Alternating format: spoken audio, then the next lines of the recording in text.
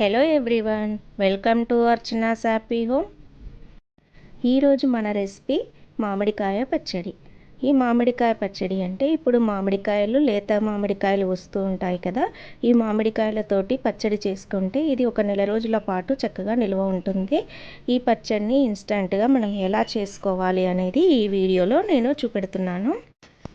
రెండు మామిడికాయలను తీసుకున్నాను, పచ్చి మామిడికాయలను తీసుకొని వీటిని పీల్ చేసి పెట్టుకున్నాను. పొట్టు తీసేసుకున్న తర్వాత ఇలా చిన్న ముక్కలుగా కట్ చేసుకోవాలి. ఇందులో ఉన్న జీడిని తీసేసి చిన్న ముక్కలుగా కట్ చేసి పెట్టుకుంటున్నాను.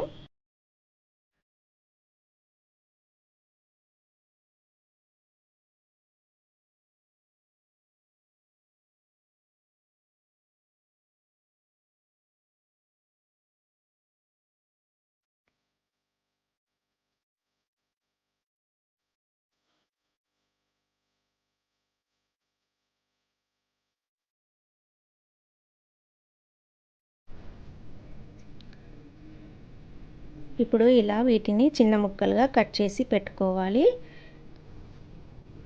ఇందులో ఉన్న జీడిని తీసేసి పిక్క లేకుండా చేసుకునే పచ్చడి ఇది. ఇది మనకి చపాతీలోకి కానీ, రైస్లోకి కానీ, ఇంకా ఉప్మాలోకి, టిఫిన్లోకి, ఇలాంటి వాటికి, దోశలకి ఈ పచ్చడిని పెట్టుకోవచ్చు. ఇప్పుడు ఇలా చిన్న ముక్కలుగా కట్ చేసి ఒక బౌల్లో వేసుకున్నాము. ఆ తర్వాత దీనికి సరిపడా కారం, ఉప్పును వేసుకోవాలి. రెండు మామిడికాయలకు ఒక గ్లాసు కారం వేసుకున్నాము. ఒక టీ గ్లాస్ కారము, ఒక టీ గ్లాసు ఉప్పు. కారంలో కనుక ఉప్పు కలుపుకొని ఉంటే ఉప్పు కొంచెం తక్కువగా వేసుకోవాలి. ఉప్పు కలపని కారం అయినట్లయితే కారం ఎంత వేసుకున్నామో ఉప్పు కూడా అంతే వేసుకోవాలి. ఆ తర్వాత ఆవపిండి ఒక స్పూన్ వేసుకున్నాము. అలాగే మెంతి పిండిని కూడా ఒక టీ స్పూన్ వేసుకోవాలి. ఈ ఆవాలను, మెంతులను డ్రై రోస్ట్ చేసి మనం మిక్సీ గ్రైండర్లో వేసుకొని పొడి చేసి పెట్టుకుంటే మనకి ఇలా ఇన్స్టెంట్గా పచ్చళ్ళు పెట్టుకున్నప్పుడు కూడా యూజ్ అవుతూ ఉంటుంది. ఇలా అన్ని పొడులు వేసుకున్నాక కారము, ఉప్పు, ఆవపిండి, మెంతిపిండి వేసుకున్నాక అంతా ఒకసారి మిక్స్ చేసుకొని ఒక 10 వెల్లుల్లి రెబ్బల్ని వేసుకోవాలి. వీటిని కచ్చాపచ్చగా దంచి వేసుకోవచ్చు, లేదా అలాగే కూడా వేసుకోవచ్చు. ఇప్పుడు స్టవ్ వెలిగించుకొని ఒక కడాయి పెట్టుకొని అది హీట్ అయిన తర్వాత ఒక పావు టీ గ్లాసు ఆయిల్ వేసుకోవాలి. ఆయిల్ హీట్ అయిన తర్వాత ఒక పావు టీ స్పూన్ మెంతులు, అలాగే ఒక స్పూన్ జీలకర్ర, ఆవాలు ఒక స్పూను, అలాగే పసుపు ఒక హాఫ్ టీ స్పూన్ వేసుకోవాలి. ఆ తర్వాత ఇంగువ కూడా ఒక స్పూన్ వేసుకోవాలి.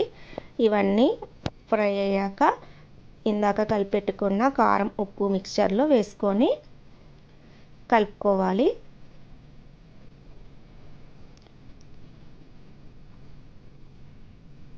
ఈ పోపునంతా మంచిగా కారానికి, ఉప్పుకు అంతా పట్టించుకోవాలి, మంచిగా కలుపుకోవాలి.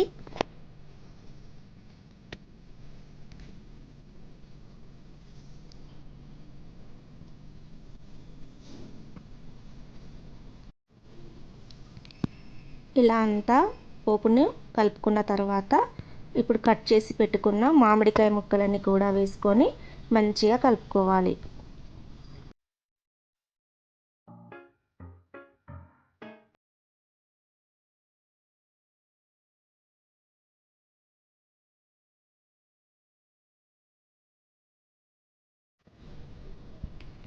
ఇలా ముక్కలకి ఈ కారాన్ని, ఉప్పుని అంతా మంచిగా పట్టించి ఒక డబ్బాలోకి స్టోర్ చేసుకున్నట్లయితే ఈ పచ్చడి అనేది రెడీ అయిపోతుంది.